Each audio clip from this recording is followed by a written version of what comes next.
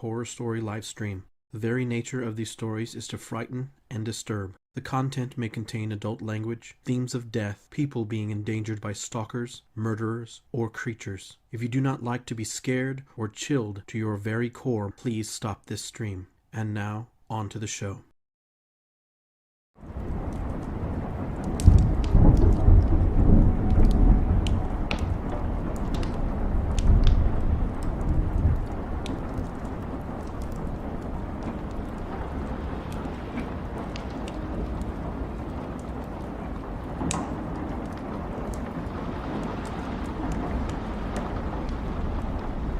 Welcome, everyone, to the Haunting Hour.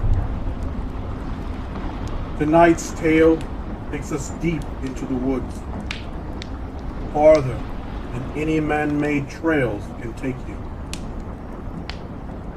Three friends decide to venture out into the wilderness to discover if their town's spooky legend is true, or if it was just a story to scare little kids. They soon find out why you should never go looking for the creatures of Needlepoint Creek.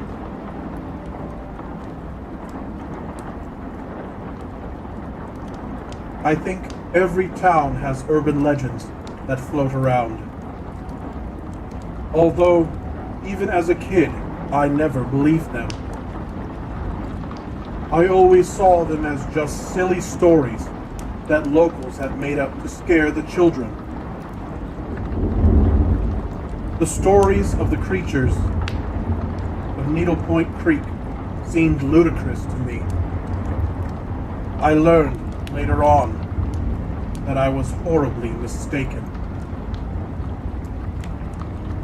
Needlepoint Creek is located deep in the woods of Indiana. In fact, it wasn't too far from my childhood home. I lived on the edge of town, right about where the woods began. My friends and I would always play in the woods, building forts and climbing trees. We would never go far enough to reach the creek, though. My mother was never the overprotective type, but she forbade that I go deep into the woods with my friends. "It's not safe," she said. I remember always asking why, but she would never tell me. My father once told me the stories about the Needlepoint Creek. Creatures, black as night, with sharp claws, sharp as knives, that wreak havoc on the lost souls near Needlepoint Creek. "Don't ever go there, you understand?" he would always tell me. I never believed him. I thought he was only trying to reinforce my mom's rule. As we got older, my friends and I got more and more curious about what that deep woods actually contained. It was the summer of senior year.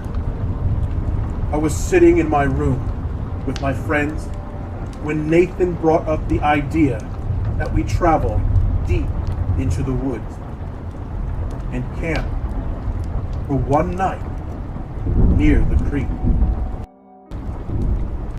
"Are you crazy?" Ben asked. "Our parents warned us never to go there, and you just want to have a sleepover there like it's no big deal." "Oh, come on, Ben," I blurted out. "This could be our last summer here. Don't you want to find out if the rumors are true? Besides, maybe you'll finally find a girlfriend there," I teased. "Haha, you're funny," he shot back. "Fine, but for one night only. and you have to do my homework for a week. Deal. I smirked and shook his hand.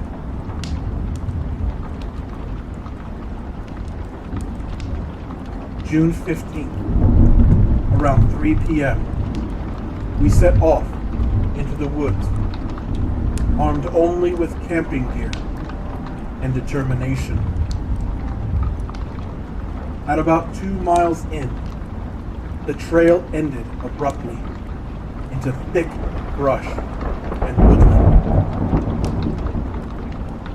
Looks like we're just going to have to rough it from here, Nathan said. Let's do this, I said, determined. It was hard to maneuver over the uneven ground, covered with decaying leaves and tree roots. We reached a river that had been dried out long ago, leaving a deep hole in its path that extended for miles. I spotted a fallen tree that fit perfectly over the edge. Not to worry, boys. I think I just found our way across. Nathan made it across just fine. Come on, guys. It's not so bad. Ben began to panic. No, guys. I don't have good balance. I don't think I should. Listen, man. Log is wide enough. If you're careful, you won't even have to worry. You can do this. Okay? I reassured him. Okay. He hesitated. He began to cross, nervously. He reached about halfway, and then I watched in horror as his body shifted in a way that looked like he was being pushed by an invisible force. He lost his footing and fell into the ravine. His body hit the rocky ground below with a sharp thud. Holy shit! I screamed. Ben, are you okay? I found a way to lower myself to the bottom. When I reached him, his body was curled into a ball, and he was holding his leg and crying. I just broke my fucking leg, he choked. Let me see. He lifted his hand from his leg to reveal a sharp, jagged edge of bone protruding from his leg. Jesus Christ, Nathan muttered. We have to go back. How do you suppose we do that? I questioned. Ben can't exactly walk at the moment. We can't just leave him here. Okay, maybe we could carry him. You know, like on our backs or something, Nathan said, panicked. Okay, but how would we get him out of the ravine? I have a rope in my bag, Ben groaned. You could tie it around my waist and pull me out that way. The process of getting Ben out of there was excruciating. Nathan and I tied a makeshift harness around his body. Nathan climbed up the rock wall and began pulling up the rope. I stayed behind to guide him. Told you we shouldn't have done this, Ben cried out in pain as his broken limb hit the rock wall. I'm so sorry, Ben. I promise we're going to get you out of this. I felt awful. Once we got Ben to the surface, Nathan and I threw each other together. We grabbed Ben, each of his arms over our shoulders. With the inevitable darkness of night looming over us, We began heading the direction we came from. Ben yelped out in pain with every step.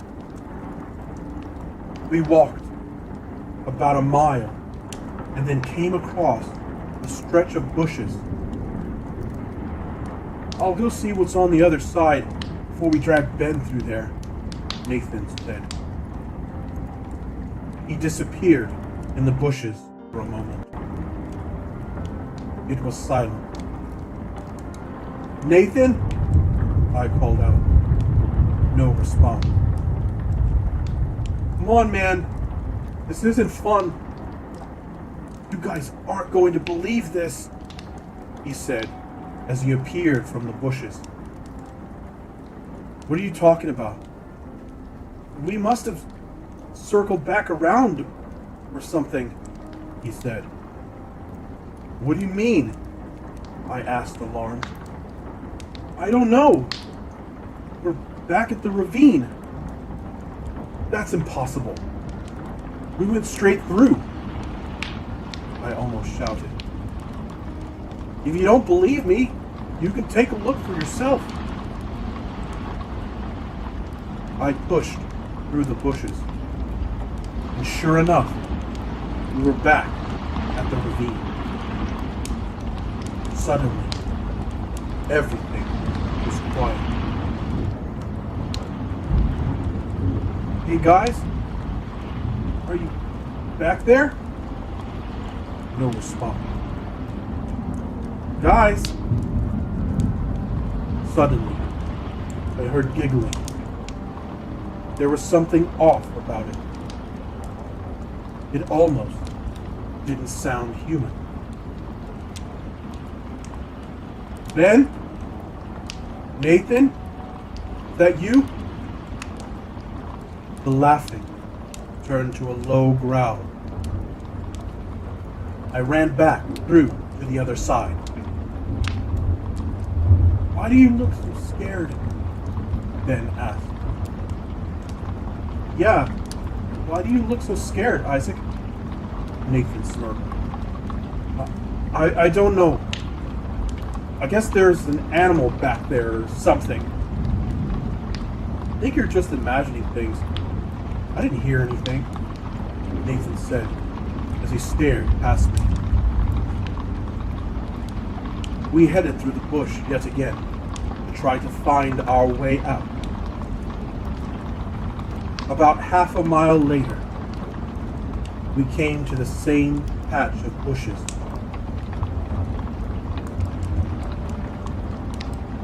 "Okay, I know for sure we didn't circle around.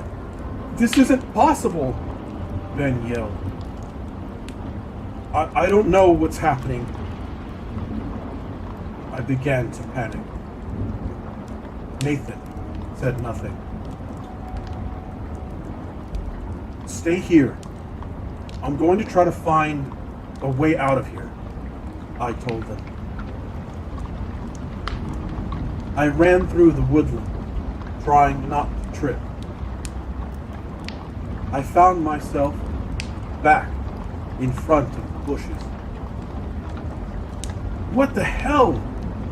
I shouted. I ran in a different direction. Back at the bushes, I ran again and again and found myself back at those same bushes each time. "Guys, I think we're somehow stuck in a loop." I tried to catch my breath. "That's not possible," Ben said in disbelief. "I don't know, okay? All I know is I tried every direction, and every direction led me back to here. I don't know what's going on, but for right now, there's no way out." I tried to come to terms with it as the words left my mouth. "What are we going to do?" he cried. "I don't know, but for right now, Our best bet is to try to stay calm and set up camp while we figure this out. Nathan and I set up the tent that we brought with us. I built a fire and then tried my best to stabilize Ben's wound with a first aid kit I had taken from my parents' closet. "Hey, Isaac," Ben said as I was wrapping his leg in gauze. "Yeah? What if our parents were right?" he said. "What do you mean?" I asked. "About the creatures. What if that's what's happening right now?" "That's not possible. Those are just silly kid stories," I tried to reassure him. But I had a feeling in the pit of my gut that I was wrong. Night fell over us in a blanket of darkness. We all sat around the fire to keep warm. Nathan stared off into the darkness. "We should just accept it," he said in a trance-like state. Accept what?" I said, concerned. "We're never getting out of here. They're coming for us. They're going to take us, and we should just accept it." "Who's they?" I asked frightened. "Them," he replied, as he pointed into the darkness.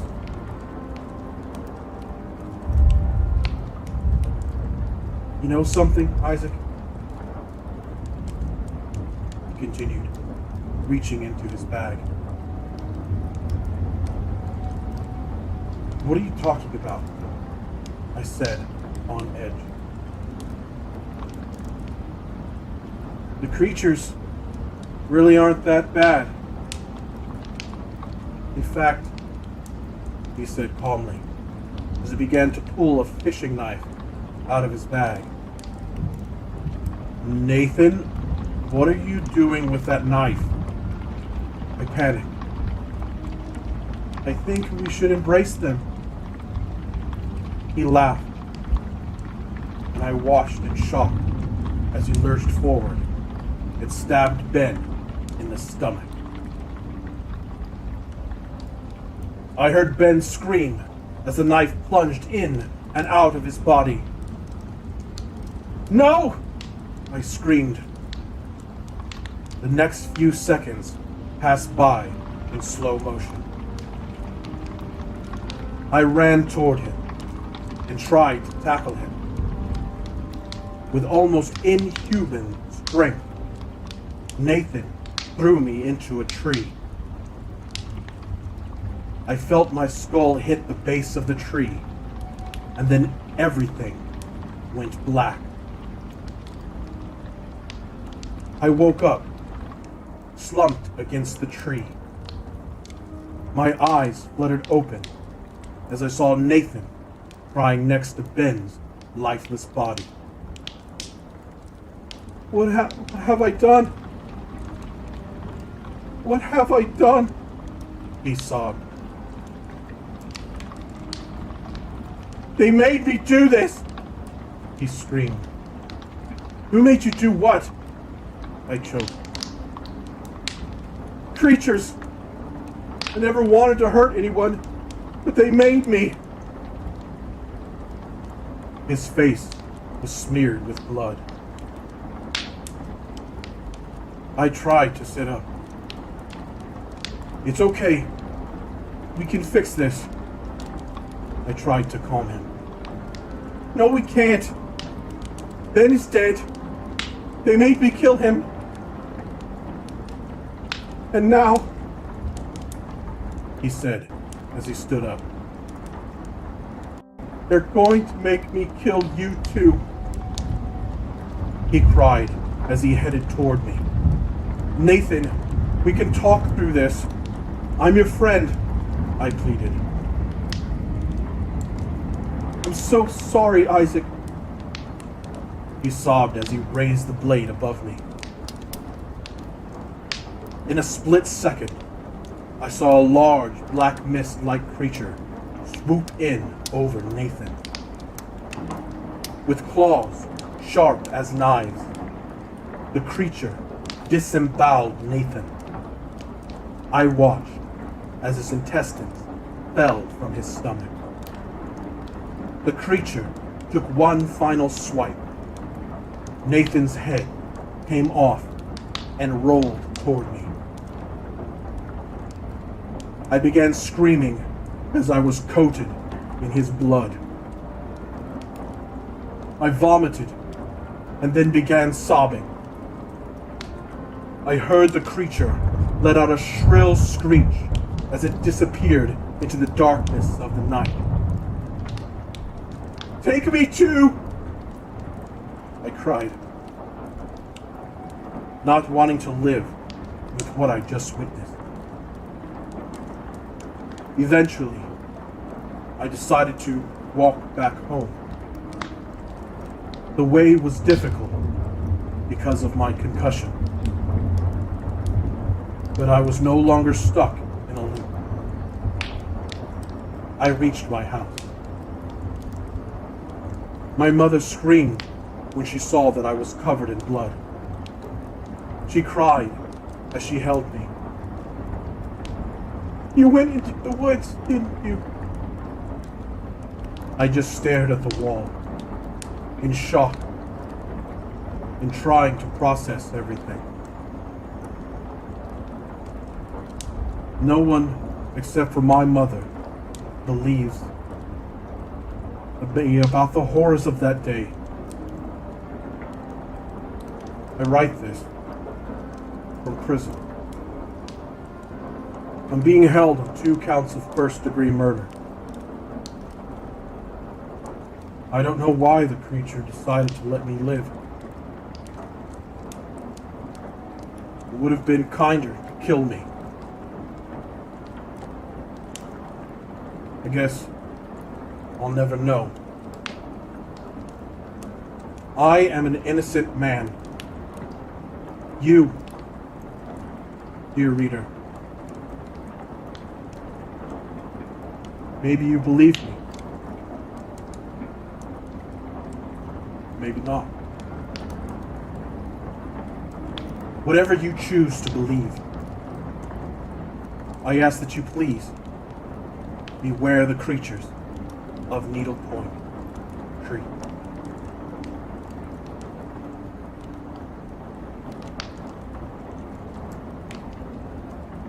Thank you so much for joining us here at the Haunting Hour.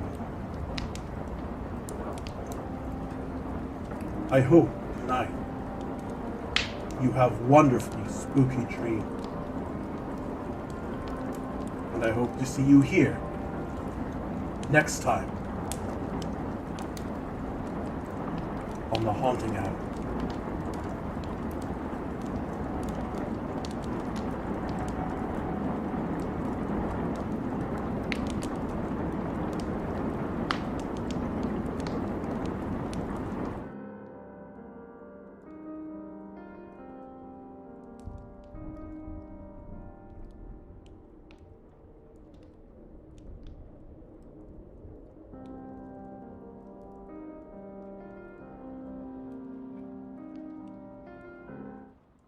If you would like us to read your story on the Haunting Hour, email us at hauntinghourhorror@gmail.com.